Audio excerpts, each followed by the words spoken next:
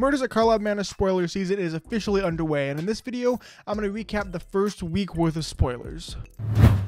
I'm currently only focused on the Commander EDH portion of it. There are some other cards that are spoiled, but since they may be more relevant for something like Standard, Pioneer, or Modern, I'm not going to totally focus on those in this. This is just focused on EDH. First, we're going to go over the face commanders for the Commander decks that were announced. These decks are going to be fully revealed on the 24th, and I'm going to do a full spoiler video on all the new Commander cards. But for this, I'm just going to show off the face commanders. The first commander I'm going to talk about is the Head of Deadly Disguise. That's a Naya Disguise, more face-down commander deck. And the face commander is cost Eyes of the Glade, a 2-mana 2/2 Naya commander that says whenever a creature you control that was turned face up this turn deals combat damage to a player, draw a card. You can also tap him to turn target face down attacking creature you control face up. The second deck is a Dimir deck called Revenant Record. It's a Dimir Surveil based deck, and the face commander is Mirko, Obsessive Theorist, a 3-mana 1/3 Dimir creature with flying and vigilance. He says whenever you surveil, put a 1/1 counter on him, and at the beginning of your end step, you can return target creature card with power less than Mirko's from your graveyard to the battlefield with a finality counter on it. The third deck is called Blame Game, and it's a Boros Suspect Goad Politics deck.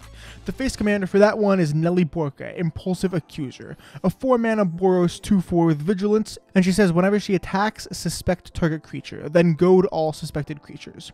And whenever one or more creatures an opponent controls deals combat damage to one or more of your opponents, you and the controller of those creatures each draw a card. The final deck is called Deep Sea Clues, and it's a Bant Clue deck. The face commander for that is Morska, Undersea Sleuth, 3 mana for a 2/3 Bant creature. You have no maximum hand size.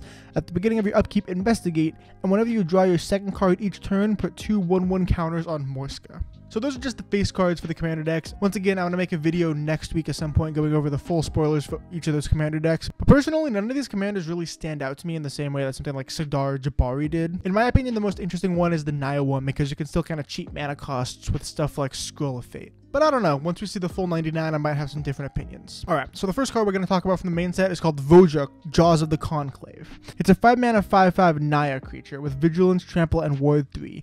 Whenever Voja attacks, put X 1/1 counters on each creature you control, where X is the number of elves you control, and then you draw a card for each wolf you control. Oh great, this is exactly what we needed. Elf Ball getting access to Fervor and a built-in Crater Hoof in the command zone. I'm honestly a little interested to see how people are going to build this deck, because I think the kind of default is to go Elf Ball, just with red in it. But because you do get the card advantage by playing a bunch of wolves, I can see people almost building this like a Ren and Seri, when you kind of go half wolf, half elf. I don't know, all I know is that this commander is going to be very, very popular. Next up we have the Pride of the Hulkclade, an 11-mana 2/15 green creature. Okay. It's a Crocodile Elk Turtle, and it says this spell costs X less to cast, where X is the total toughness of creatures you control. It also has Defender, and you can pay 2 and 2 blue until end of turn. Target creature you control gets +1/+0 and gains whenever this creature deals combat damage to a player, draw cards equal to its toughness, and can attack as though it didn't have Defender. So this is a brand new take on Defender Tribal. This is definitely a commander that's less explosive than Arcades, but it has more like Surge card advantage in the command zone. I know a lot of people are going to want to jam this deck with walls, but I don't think that's the right way to build this. I think you need to jam this deck with real shitty creatures, so stuff like Kraken Hatchling, Aegis Turtle, stuff like that, so the ability can be used as an instant and not a sorcery. Because if you attack with your fucking, I don't know, 0/7 wall or whatever, and your opponent can just block it and burn your 4 mana. So I think you should build this deck with creatures that can attack but just have huge asses to begin with, so your opponent doesn't know kind of which creature you're going to use the ability on. And yes, if you didn't know, you can use this ability multiple times in a turn, so in theory, if you get through unblockable with your commander, you can draw like 30 cards in a single turn, albeit it is for 8 mana, which is a little expensive, but that is still a shit ton of card advantage. Next up we have Vein Ripper, also known as 2 Blood Artists in a Trench Coat. It's a 6-mana 6/5 black creature with flying. It has Ward, sacrifice a creature, and whenever a creature dies, target opponent loses 2 life and you gain 2 life. Honestly, I don't really know how good this card is. This does seem great for something like Standard, but it is 2 Blood Artists for 3 times the cost of a normal Blood Artist, and it does only target a single opponent. I don't know, if it was worded like Zulaport Cutthroat where each opponent lost the 2 life, then I think we'd be talking, but as is, I personally don't think this card is good enough to justify its 6 mana price tag. Next up we have Unyielding Gatekeeper, 2 mana for a 3/2 white creature. It also has Disguise, 1 and a white. So Disguise is one of the new mechanics for this set. It's literally Morph, but the face down creature has Ward too. It also says when Unyielding Gatekeeper is turned face up, exile target non-land permanent.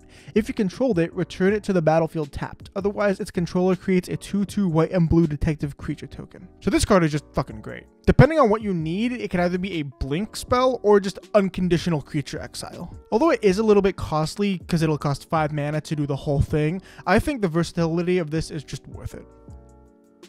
Wait, what the fuck? Oh, okay, wait, never mind. This is non-land permanent exile. This card is just great. 5 mana, like I said, is a lot, but given the fact that you can break it up into 2 installments and do the blink or exile part pretty much whenever you feel like, I think this card is phenomenal and it'll find a ton of homes. The next card is Delny, Streetwise Lookout. 3 mana for a 2/2 white creature. Creatures you control with power 2 or less can't be blocked by creatures with power 3 or greater. And if an ability of a creature you control with power 2 or less triggers, that ability triggers an additional time. Well, welcome to the Panharmonicon of this set. In my previous video, I talked about Roaming Throne and how just ridiculously fucking good that card is. And this seems equally as good. Well, yeah, this isn't as good because it's handicapped to creatures with power 2 or less you control. I think this still goes in a ton of decks, especially the commanders where you really want to get some more triggered abilities off them. If you want, you could also run it as a commander in place of like the Mom Elishnorn, because it's not nearly as oppressive as her and still works on pretty much the same cards. The next card is Assemble the Players, 2 mana for a white enchantment. You may look at the top card of your library anytime, and once each turn you may cast a creature spell with power 2 or less from the top of your library. It's fine. It seems like decent card advantage for something like a Hate Bear deck, although I would only put this in a deck that has maybe 25 plus hits. Next up we have the set's Rare Land Cycle. This is a cycle of lands with 2 land types that enter the battlefield tapped, and when they enter you surveil 1. If we're talking about EDH, these cards are phenomenal in pretty much any deck, provided they aren't too expensive. There have been tons of other videos of people talking about how good these lands are, because Surveil is significantly better than Scry. But I think as long as these lands remain under like $3, which I don't know if they will, especially in their standard life, you should definitely pick some up for your EDH decks. Next up we have Vannifar Evolved Enigma, a 4 mana Simic 3/4. At the beginning of combat on your turn, choose 1. Cloak a card from your hand, or put a +1/+1 counter on each colorless creature you control. So Cloak is the other kind of new set mechanic. It's effectively Disguise, but like Manifest instead of Morph. So you just put a card from your hand face down, and it's a 2/2 with Ward 2. So this commander seems kind of to me. Because it's manifested, you have to turn it face up for his mana cost, so you can't really cheat mana cost in the same way the Naya commander lets you do. Although I'm sure some people will find some pretty nice use cases. I've already seen people call out Wormfang Manta, which I'm pretty sure is the first time that card's ever been slaved up in the history of its existence. But there will probably be some other cards like that. Overall though, I don't really like this card as a commander, and I think it's pretty weak. Next is War Leader's Call, 3 mana for a Boros enchantment. Creatures you control get +1/+1, and whenever a creature enters the battlefield under your control, War Leader's Call deals 1 damage to each opponent. Sure, you know what, why not? I'll take a 3 mana Impact Tremors stapled to an Anthem. This is just a solid card for Boros creature decks, and especially if you have a lot of token synergies. Next up is Archdruid's Charm, triple green for an instant. It says choose 1, search your library for a creature or land and reveal it. Put it onto the battlefield tapped if it's a land, otherwise put it into your hand and then shuffle. Put a +1/+1 counter on target creature you control, it deals damage equal to its power to target creature you don't control, and exile target artifact or enchantment. Is it just me, or is this card like fucking insane? So this is a 3 mana instant creature tutor that can also tutor and ramp a land. Any land, by the way, not just a basic. And it's also a creature removal and an artifact and enchantment exile. This card just seems like fucking amazing in so many EDH decks. I don't really know what else to say. I guess we're getting an Archmage's Charm cycle. The next card is a shout out to you Pioneer players, No More Lies. 2 mana for an Azorius instant. Counter target spell unless its controller pays 3. If that spell is countered this way, exile it instead of putting it into its owner's graveyard. So Pioneer finally has a mana leak, and this is just a pretty solid mana leak. Although I'm kind of disappointed that it's Azorius instead of just 1 and a blue, because that kind of pushes out Dimir control pretty much and makes blue-white the de facto control deck if you want to play control. But I don't know, I guess I don't really have a stake in it because I don't play that much Pioneer. But I know players have been clamoring for a mana leak reprint pretty much ever since the format's conception, and now they finally got it. Next up we have Melek, Reforged Researcher, a 5 mana Izzet creature. Its power and toughness are each equal to twice the number of instant and sorcery cards in your graveyard, and the first instant and sorcery spell you cast each turn costs 3 less to cast. So I think this is one of the cards of the really fucking annoying trend of WotC putting legendary creatures only in pre-release packs, but you can't play them during pre-release. And that's probably fine because this card's pretty weak and unexciting, to be honest. Like, sure, it's just a big vanilla guy in the command zone with like a decent mana reduction. But like, I don't think this card is very good. And it's pretty unexciting and unoriginal compared to a bunch of other Is It Spellslinger commanders that we already have. Well, speaking of Is It Spellslinger commanders, we have Karlov's Visionary Inventor. A 7 mana 4/4 Is It creature with Menace, Ward 2, and Haste. Whenever Karlov's attacks, sacrifice any number of other creatures, then exile the top X cards of your library where X is their total power. You may cast any number of instants or sorceries from among them without paying their mana costs. See, now this is how you make an Is It Spellslinger commander. It does need pretty stringent deck building requirements, but it will be explosive as hell when it comes online. Side note, I was looking through some of the cards that make 3/1 tokens, because I know there are a bunch of cards that make 3/1 elementals, and I saw Force of Rage, the red force from Modern Horizons 1, and I was like, holy shit, this is the deck that makes this card good, right? You can flash it in on the end step, you get 6 power worth of guys, the next turn, swing with him, exile the top 6, it would be glorious. But then I saw you exile the creatures at the beginning of your next upkeep. Like, what the fuck? Mind you, this is from the same cycle as Force of Negation and Force of Vigor. I'm willing to say that this is the most unbalanced cycle since the Boon cycle. But anyways, about the actual commander, this card's sweet. Like I said, you will need to have some pretty stringent deck building requirements, but this does seem pretty fun and unique as far as Is It Spellslinger goes. Next up, we have a Killer Among Us. It's a 5 mana green enchantment, and when it enters the battlefield, make a 1/1 white human, a 1/1 blue merfolk, and a 1/1 red goblin. Then you secretly choose human, merfolk, or goblin. You can sacrifice a Killer Among Us to reveal the chosen creature type. If target attacking creature token is the chosen type, put 3 1/1 counters on it and it gains Death Touch until end of turn. Fuck you, WotC. You really made a card with such a memorable, memeable name and then made the card like so bad. Like when I saw the card, I was so excited to get it ultra like this and then slam it into every single green deck I have. But no, this card's so fucking bad, I might as well just put in a basic forest. It's just so much mana for such a small payoff. Like, if it was at least give it trample and like draw X cards where X was its power, well then it'd probably be good, maybe even too good. But as it stands, it's just not very playable. Tragic. Next up, we have Judith, Carnage Connoisseur, a 5 mana 3/4 Rakdos creature. Whenever you cast an instant or sorcery spell, choose one. That spell gains Death Touch and Lifelink, or create a 2/2 red imp creature token with, when this creature dies, it deals 2 damage to each opponent. So this is an interesting Rakdos Spellslinger deck. It kind of has the issue that you have to pack your deck full of these shitty little cards that deal 1 damage, so like End the Festivities, for example, that's just a 1 mana one-sided board wipe, which is kind of insane. But once your commander is removed, like I mentioned once again, your just deck is kind of filled with shitty little 1 mana, 2 mana instants that just deal 1 damage to each creature. So it has the trouble where your commander has to be out to do things, and once people know what your deck does, especially if they're a creature deck, they'll want to remove your commander as much as possible. If you're into control and not really into playing blue, I think this could definitely be an interesting take on a card. I mean, killing an opponent's creature with Lavadar and then flashing it back to kill a second one on the same turn seems pretty good. Next up, we have Slime Against Humanity, a 3 mana green sorcery. Create a 0/0 green ooze token with trample. Put X 1/1 counters on it where X is 2 plus the total number of cards you own in exile and in your graveyard that are oozes or named Slime Against Humanity. And it has the classic text of a deck can have any number of cards named Slime Against Humanity. So I'm putting this on here because I'm pretty sure this is the first green card that has the it can have any number in it, which is kind of interesting. I thought it was a little interesting that this card counted oozes as well as copies of itself, because then when you're deck building, you're going to have to balance the number of copies of this card to the number of oozes in your deck, which might be a little difficult. I'm not sure what the split is. But either way, if you want to play an unlimited copy of a card deck and you like playing green, I think this is a pretty sweet green card for you. Next up, we have Anzrag, the Quake Mole, a 4 mana 8/4 Gruul creature mole god. Whenever it becomes block, untap each creature you control. After this combat phase, there is an additional combat phase, and you can pay 7 mana for Anzrag must be blocked each combat this turn if able. This is like the most Gruul card I've ever seen with a pretty fucking insane stat line. Realistically, you're never going to use that ability, right? This just seems like the deck where you pack it full of like 10 copies of Lure and then just all the Gruul cards and Gruul creatures that you want and just kind of smash face with it. This does seem just like the quintessential Gruul commander, does it not? Next up, we have Doppelgang. Triple X, a green and a blue for a sorcery.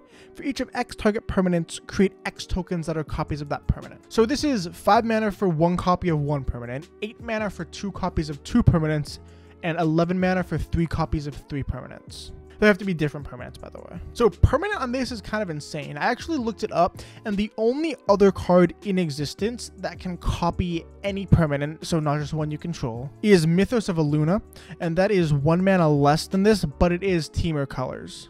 And that one also can't be kicked, so it doesn't really scale with the game the same way Doppelgang does. I don't think this card reads very well on paper, but I think once people start playing with it, being able to copy any permanent you don't have to control seems pretty good to me. So just for 5 mana getting 1 copy doesn't seem terrible, and especially the fact that it scales with the game, I think this card could be a pretty solid commander card. Next up we have Massacre Girl, Known Killer. 4 mana for a 4/4 black creature with menace. Creatures you control have Wither, and whenever a creature an opponent controls dies, if its toughness was less than 1, draw a card. Massacre Girl is back. I think this one is way better than the previous iteration. I do think you have to be careful if you want to build this deck, because it'll have similar play patterns to cards like Hiroshi or Toshiro, where you kind of just play a mono black kill spell tribal deck. And you should definitely be prepared to kind of just be the arch enemy of the table if you run her, because if I'm gonna be honest, if I see a Massacre Girl across the table and I'm playing a creature deck, I'm just gonna like jam all my shit right into the Massacre Girl player's face, because I know they'll have like 17 copies of cards like Dismember, Grasp of Darkness, or Bloodline Culling in their deck, and I don't really want to deal with that. So just if you do play this card, kind of treat it like Ramses, where you're kind of expecting to be the arch enemy of the table, but you will get to play a pretty sweet mono black deck in the process at least. Next up we have Crime Novelist. 3 mana for a 1/3 red creature. Whenever you sacrifice an artifact, put a +1/+1 counter on Crime Novelist and add red. Yup, this is fucking absurd with treasures, and we already all know that. You'll definitely know if you want this card in your deck. If you're running Prosper, run it. If you're running Corvold, run it. If you're running any other treasure commander, run it. If you have Dockside, this is just fucking ridiculous. But yeah, I actually don't know how good this card is going to be. It reads really powerful, but once again, unless you're in like a kind of dedicated treasure, dedicated clue, dedicated food even deck, I don't necessarily know if you'd want to run this just for the additional red mana. But once again, you know that you want this card if you want this card. Next up we have Barbed Servitor. 4 mana for a 1/1 black creature. It has Indestructible, and when it enters the battlefield, suspect it. Whenever Barbed Servitor deals combat damage to a player, you draw a card and you lose 1 life, and whenever it's dealt damage, target opponent loses that much life. So the obvious comparison is to something like Brash Taunter. The real downside to this one is that it can't block, which the Taunter can, and unfortunately it also isn't in Blasphemous Act colors, so you can't just do that. Bleh, you die. You do get card advantage from it, which is nice, but it also can't trigger itself the same way the Taunter can. I don't know, this card seems interesting. I'm not entirely convinced it's better than the Taunter or worse either. It's just different. It kind of just takes the Taunter and is playing a little bit less defense and a little more offense. Second to last card we have is Etrata, Deadly Fugitive. 3 mana for a 1/4 Dimir creature with Death Touch. Face down creatures you control have pay 4 mana and turn this creature face up.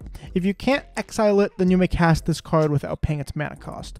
And whenever an assassin you control deals combat damage to an opponent, cloak the top card of that player's library. And once again, cloak is just manifest, but it has ward too. So I think this is definitely a fun take on the play my opponent style deck. It's sweet because it kind of expands the cards that you can take off of their deck from just creatures to non-creature spells as well. And I also think it's good that they made the trigger only trigger on assassins, because if it was just whenever a creature you control, I don't like that as much, because it kind of just becomes Yuriko 2.0. Of course you're not dealing all the damage that Yuriko does, but I think it is a more balanced card if you just kind of force it into the corner with an assassin tribal deck and not just, yeah, I play all these little shitter unblockable creatures, smack you, mill your cards, and then I guess you do have to pay the 4 mana to cast them, but I think I do like the fact that they made it just assassins instead of just any little random creature. And the final card of the day is a simple one, but an important one. It's Escape Tunnel. It's a land that you can tap and sack to search your library for a basic land card, put it onto the battlefield tapped, and then shuffle. So it's another Evolving Wilds, right?